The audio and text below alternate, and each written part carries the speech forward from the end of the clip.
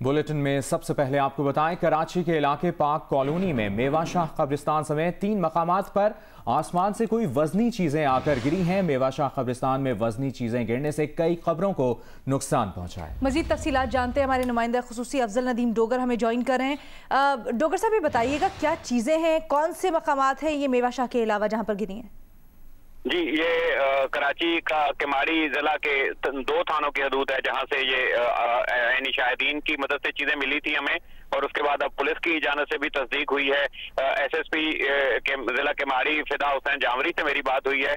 उन्होंने बताया कि उन्होंने इस पे पुलिस जब पहुंची है तो उन्होंने बयानात दिए लोगों के, तो आसमान की तरफ से कुछ चीजें जो है वो गिरी हैं 2 मकामात पे। एक तो मेवाशाह कब्रिस्तान जो है मेन कब्रिस्तान के अंदर गिरी हैं, जो गोरकन ने स्टेटमेंट दिया है उसने आयनी चीजें कोई आसमान की तरफ से जो है वो गिरते हुए देखी हैं, और उसके बाद कब्रों को नुकसान पहुंचा है। उसके साथ ही इसी पाक कॉलोनी में ही एक रोड के ऊपर भी इसी तरह का एक हिस्सा गिरा है, जिससे जो है वो जमीन जो है वो धंस गई उस मकाम पर।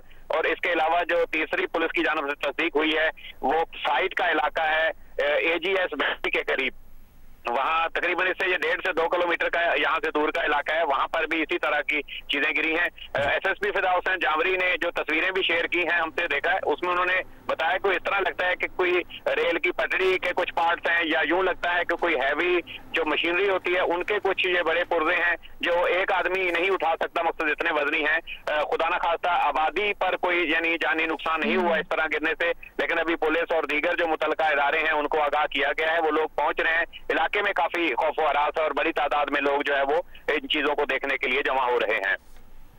बहुत शुक्रिया आपका अफजल नदीम डोगर, आपने अपडेट किया।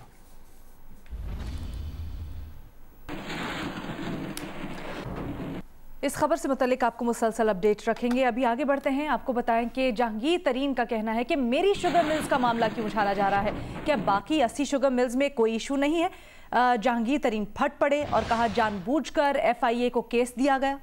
ये भी कहा कि मनी लॉन्ड्रिंग का लफ्ज डालकर इसे क्रिमिनल केस बनाया गया। कंपनी के 10 साल कबल किए गए फैसलों को चैलेंज करना FIA का काम नहीं, लगता है मंसूबे के तहत चीजें लीक करके मीडिया को दी जाती हैं।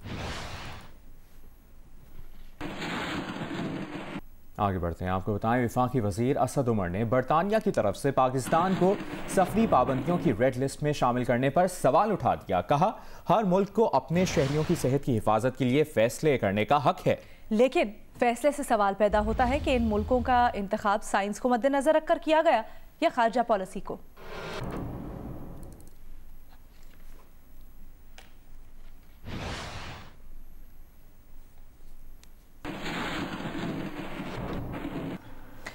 बरतानिया का पाकिस्तान को सफरी पाबंदियों पर मबनी रेड लिस्ट में शामिल करने का मामला। PIA ने मैनचेस्टर के लिए इस्लामाबाद से 2 तरफा 4 इजाफी परवाजें चलाने का फैसला किया है। इजाफी परवाजों के जरिए बरतानिया में वापसी के मुंतजर पाकिस्तानी शहरियों की वापसी मुमकिन हो सकेगी। 6 और 7 अप्रैल को ऑपरेट की जाने वाली परवाजों पर 1400 मुसाफिर सफर करेंगे। 9 अप्रैल से बरतानवी आयरिश शहरियों के अलावा दीगर की आमद पर पाबंदी होगी।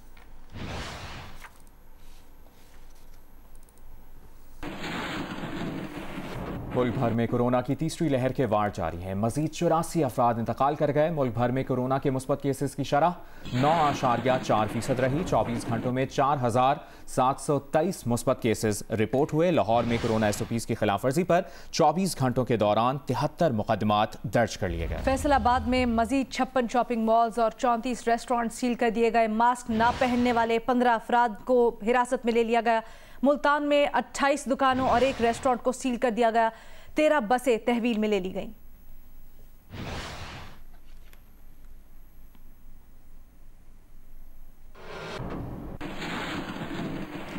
और कोरोना से मुतल्लिक मजीद तशवीशनाक खबर यह है कि मुल्क भर में 24 घंटों के दौरान 11 से 20 साल की उम्र के 84 बच्चे और नौजवान कोरोना से मुतासिर हुए हैं।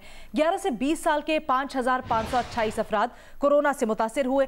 21 से 30 साल के 187 अफराद का कोरोना टेस्ट मुस्बत आया, जबकि 31 से 45 साल के 229 अफराद का कोरोना टेस्ट मुस्बत आया। 45 से 60 साल के 157 अफराद कोरोना से मुतासिर हुए। 61 से 80 साल के 79 अफराद कोरोना से मुतासर हुए, जबकि DHO इस्लामाबाद के मुताबिक 81 साल से ज़ायद उम्र के 13 अफराद कोरोना से मुतासर हुए। इस्लामाबाद में कोरोना के फ़ाल केसेस की तादाद 10,283 है। इस्लामाबाद में कोरोना से मुतासर अफराद की शरह अमवात 0.96% है। 24 घंटे में कोरोना से मुतासरा खवातीन की शरह 40.34% रही। इसी तरह 24 घंटों में शहरों की निस्बत देही इलाकों में कोरोना के ज्यादा मुस्बत केसेस रिपोर्ट किए गए।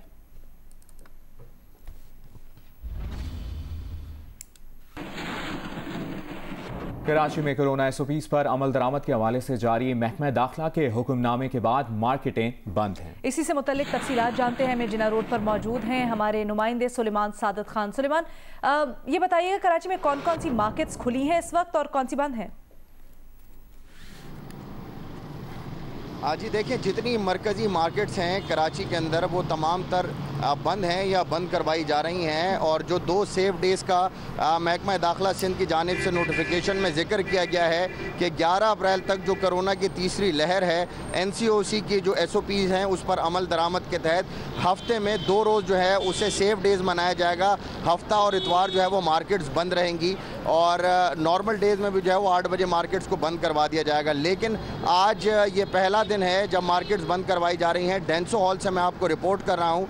यहाँ जब हम पहुँचे तो उस वक्त मार्केट्स खुली हुई थी और कुछ बंद हो रही थी और कुछ इस वक्त भी जो हैं जो अंदरूने शहर जो मार्केट्स हैं वो खुली हुई हैं। और जो यहाँ पर भी जो मुकामी ताजिर हैं उनका कहना है कि उन्हें इस बात का इल्म नहीं था और उन्हें किसी ने नहीं बताया और मार्केट्स बंद करवा दी गई। और जो ताजिर बरादी है उनमें भी जो है वो इबाम है कि ये किस तरह से खुलेंगी, कब बंद होंगी, क्या टाइमिंग्स होंगी। नहीं, गो के नोटिफिकेशन जो है वो जारी हो चुका था गुज़िश्ता माह ही, लेकिन फिर भी ताजिर बरादी जो है वो इससे लाइल्मी का जो है वो इजहार कर रही है। इस वक्त जहाँ से मैं रिपोर्ट कर रहा हूँ ये एक बहुत बड़ी मार्केट है डेंसो हॉल की, साथ ही न्यू चाली है जहाँ पर इलेक्ट्रॉनिक और जनरेटर्स और दीगर बड़ी मार्केट्स हैं।